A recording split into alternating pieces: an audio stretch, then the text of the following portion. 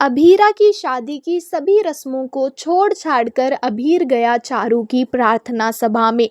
कियारा के सामने आएगा चारू का बड़ा सच। क्या है चारू की आखिरी इच्छा?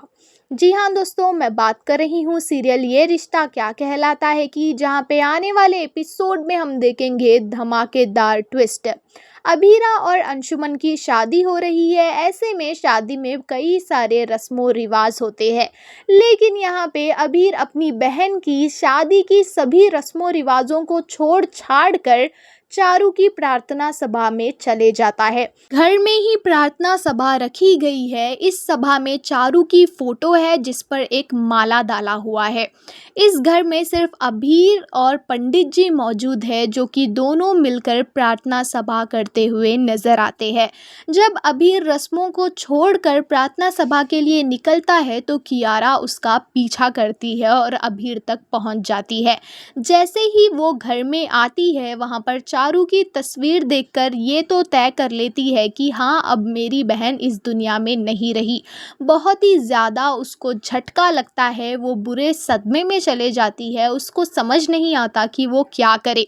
अभी अबीर से ये पूछती है कि ऐसे क्यों हुआ और कैसे हुआ।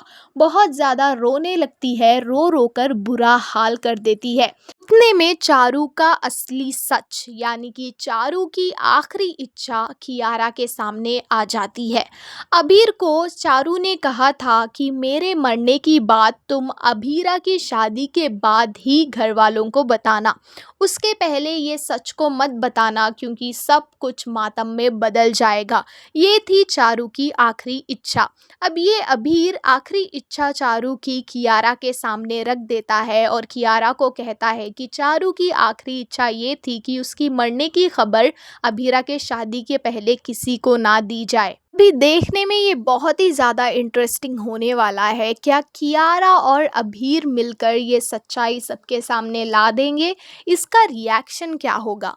आपको क्या लगता है मुझे कमेंट्स में ज़रूर बताइए और हमारे चैनल समाचार बाय साहिरा को सब्सक्राइब करें।